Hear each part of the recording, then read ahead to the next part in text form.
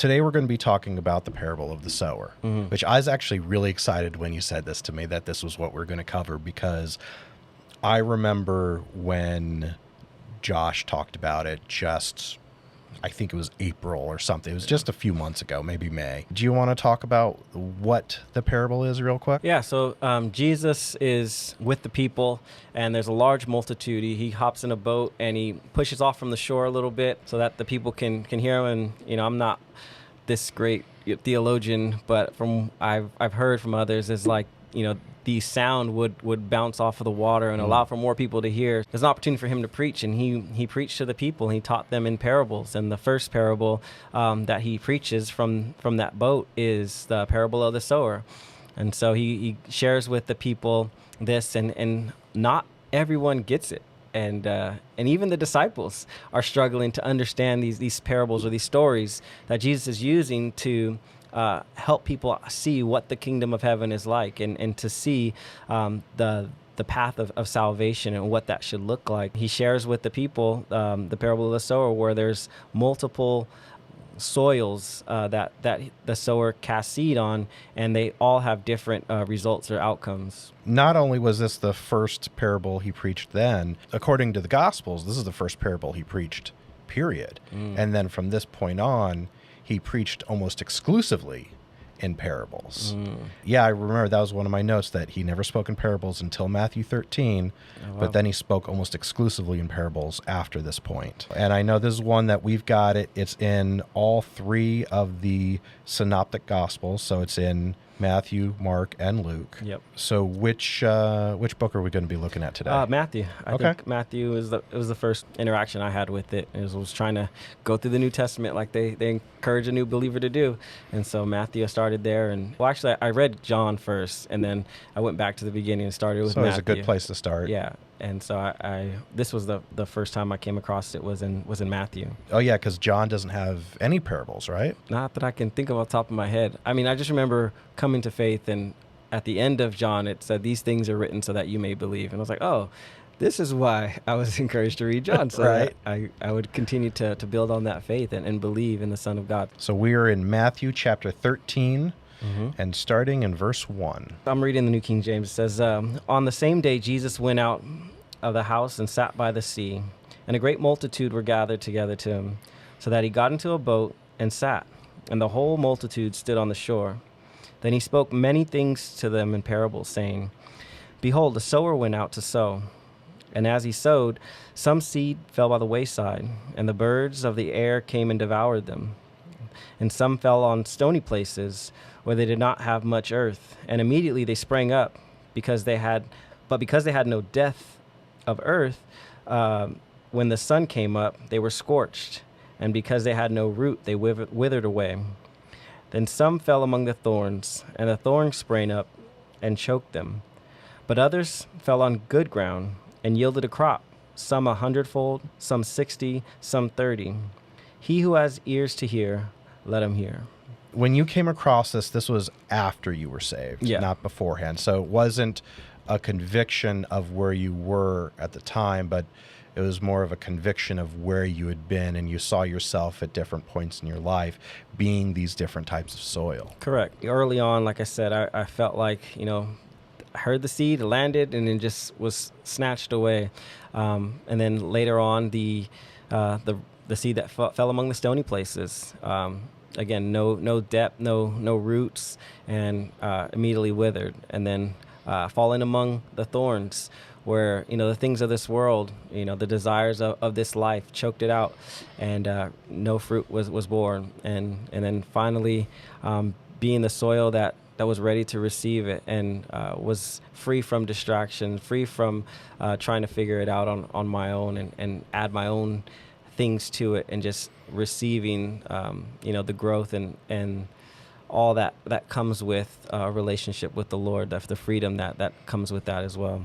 When we went through this parable a few months ago, it was an interesting time for me, because there was someone in my life that I had helped lead to Christ. So I didn't as much see myself in this, but I saw someone else, someone that I cared about, And I saw them, they had come to Christ, they got excited, but then they started doing their own thing. They hadn't really ever surrendered their will. And I remember talking to them and saying, this kind of is speaking about you, don't you think? And they said, yeah, I might be in the wrong soil.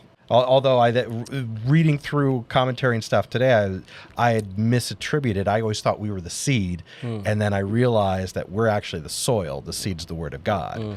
It was that entire aspect of, yeah, you might be in the wrong place. Yes, you accepted Christ, but have you really accepted Christ if you haven't surrendered your will?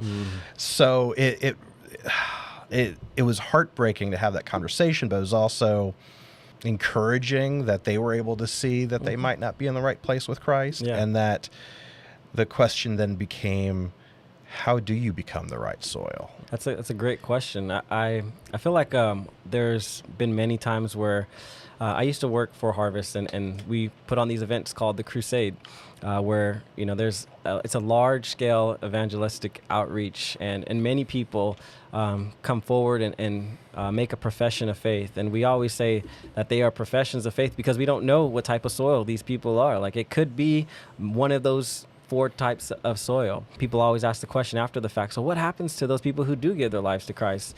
And, I don't know what happens to every single person, but I have seen it happen many times where I've walked into a church and asked, how many of you have given your life to Christ at a Harvest Crusade? And there's many people's hands that go up. And so while it may not be effective for every single person, they may be a different type of soil at that season in their life. But there is a type of soil that is present, and they actually do come to Christ and commit themselves to walking with Jesus for the rest of their life. How do you become that good soil?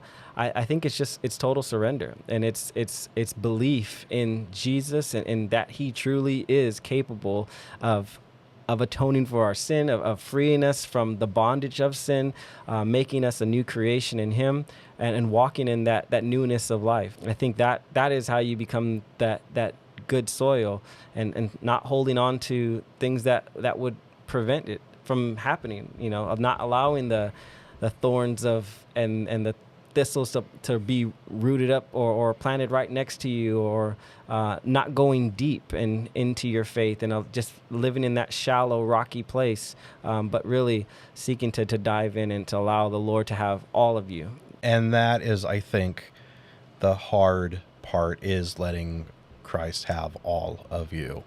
I mean, this last summer is it's 30 years now since I've been saved. Oh, wow. But the last 7 to 8 are really where I've had most of my growth, because I got to a point where God convicted me of some certain sins and said, you need to cut those out or I'm going to take you out. I finally just said, okay, I'm living for you in all areas of my life, because I'd act a certain way at church and then a certain way with my friends. And it wasn't that the church was a mask, it was the other side, because I was like, oh, I need to be relatable to them. I wasn't being relatable. I wasn't being a light. And God wanted me to be a light everywhere. And so that moment where I finally just said, okay, I'm going to be the same person everywhere, was that moment that I just surrendered. And from that moment forward is where so much of my growth. I mean, I had all this knowledge already, all this, apologetics and biblical knowledge, and I was absolutely saved. But it was like at that moment that I surrendered, that he was finally able to use me. That's really cool. I love seeing that. I mean, I wish I had come to the Lord sooner in life, but obviously God has this plan. And that's the regret that I have, is like, man, I got saved around, I was 21. And it's just like everything was so new to me, and I met people who had grown up in the church and they had so much knowledge, and things were so familiar to them. I'm just like, yeah, but you see what the word said?